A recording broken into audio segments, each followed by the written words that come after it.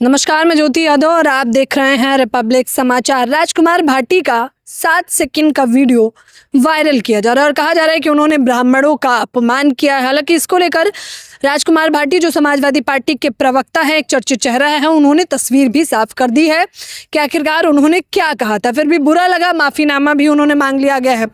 सीधे तौर पर छात्र हमारे साथ मौजूद हैं, कैसे देख रहे हैं पहले तो उस वीडियो क्लिप को जो वायरल किया जा रहा है, कहा जा रहा है ब्राह्मणों का अपमान किया गया। ये बात सही है कि उन्होंने जो वीडियो क्लिप दिखाई दे रहा है, अगर केवल 7 सेकंड तक कोई देखेगा तो हर एक ब्राह्मण समाज का व्यक्ति गुस्से में आएगा। लेकिन ब्राह्मण एक प्रबुद्ध समाज है, ऐसा उन्होंने कहा, पूरी वीडियो देखना चाहिए।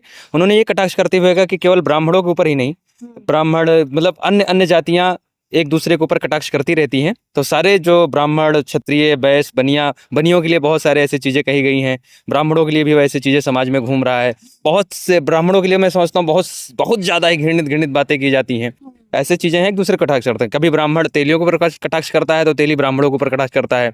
कभी अगर कोई समाज का व्यक्ति कहता है कि ये जात का सुबह सुबह मुंह देखने से ऐसा हो जाता है, तो कोई जात कहता है कि ये पंडित है, शंख बजाते हैं और क्या पैसा ले जाते हैं, दान ले जाते हैं। तो वो चीज़ें हैं, समाज में एक दूसरे को कटाक्ष करते रहते हैं। इन चीज़ों को लेकर किसी व्यक्ति को इतना नहीं जलील करना चाहिए कि वो व्यक्ति आकर माफ़ी मांगे। वो केवल कटाक्ष था और इसमें कोई बहुत बड़ी बात नहीं है। समाज एक दूसरे के ऊपर कटाक्ष करता रहता है। लेकिन राजकुमार भाटी को तो बताया जा रहा है कि वो ब्राह्मण विरोधी हैं।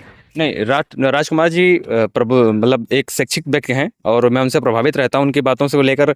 कभी वो बातें जो समाज में सही है वो बात कहने के लिए अगर आप उन्हें ब्राह्मण विरोधी कहते हैं तो ये बात नजरिया गलत है। वो ब्राह्मण विरोधी नहीं हो सकते। कुछ चीज़ें जो गलत हैं समाज के ऊपर थोपी गई हैं, महिलाओं को लेकर, दलितों को लेकर जो अनुचित बातें किताबों में हैं उसके ऊपर वो कटाक्ष करते रहे। तो वो अगर वो सुधरता है, धीरे धीरे ऐसे करने से समाज सुधर रहा है, समाज आगे बढ़ रहा है, लोग आपस में मिलजुल रहे हैं, भेदभाव खत्म हो रहा है। तो अगर ऐसे लोग नहीं होंगे तो ये चीज़ें नहीं खत्म होंगी। जब आईने देखा, समाजवादी पार्टी में जितने भी लोग हैं वो ब्राह्मण विरोधी हैं। ये जो पीडीए बनाया है ये भी ब्राह्मण विरोधी बनाया है। नहीं, समाजवादी पार्टी हो, कोई भी पार्टी हो, कोई विशेष जात को लेकर कोई विरोधी नहीं होता है। एक विचारधारा के लोग विरोधी होते हैं।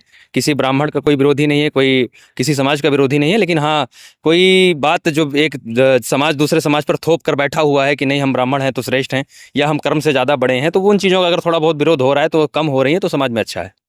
राजकुमार भाटी ने अब इसको लेकर माफीनामा मांग लिया। लोग कह रहे हैं गलत नहीं थे तो माफी क्यों मांगी? गलत, वो माफ़ी मांगना एक व्यक्ति का सरल स्वभाव होता है। कभी कभी व्यक्ति पैर छू जाने से भी व्यक्ति माफ़ी मांग लेता है, जो जाने अनजाने में हो जाता है।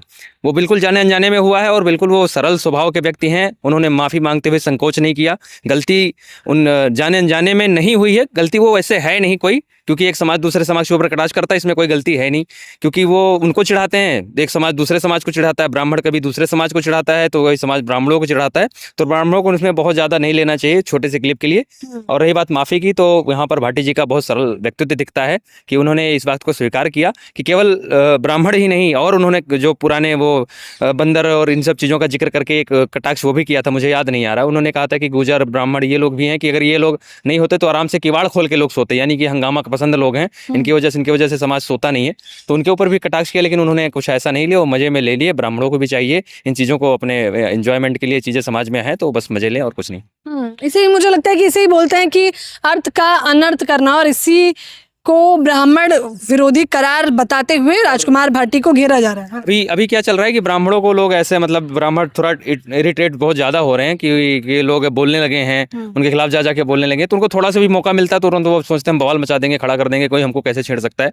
लेकिन जब उनके समाज का कोई व्यक्ति आमुक व्यक्ति को छेड़ने की कोशिश करता है, कभी अखिलेश यादव का अभी आपने देखा होगा, जब वो सत्ता परिवर्तन हुआ था, उन्होंने घर पूरा धुलवाया गया, तो फिर कोई ब्राह्मण निकल के नहीं आया कि ऐसा नहीं करना चाहिए था। फिर बात बात पे यादवों को अपमानित किया जाता है, गणिया समाज को अपमानित किया जाता है, तेली समाज को अपमानित किया जाता है। उस समय भी जब कोई ब्राह्मण करता है तो ब्राह्मणों को बुरा नहीं लगता है। लेकिन अब अगर ये ब्राह्मणों की बात है तो ब्राह्मणों को भी बुरा नहीं लगना चाहिए, क्योंकि ये समाज एक दूसरे के ऊपर कटाक्ष करके रखता रहता बात, और वो एक दूसरे को, एक समाज में ऐसे सामाजिक धारणाएं बनी गई हैं, किसी समाज को लेकर वो चढ़ाते रहते हैं एक दूसरे को।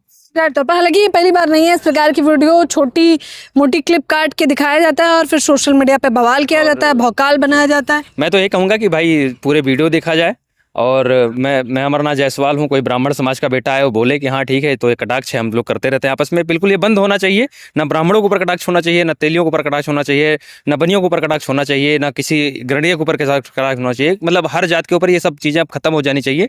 अभी कर्म के हिसाब से लोग जो श्रेष्ठ हैं वो श्रेष्ठ हैं, और जो जात के हिसाब से अपने आप को श्रेष्ठ साबित करना चाहते हैं वो गलत हैं तो गलत रहेंगे। जाति के हिसाब से कोई श्रेष्ठ और सर्वश्रेष्ठ नहीं होता है।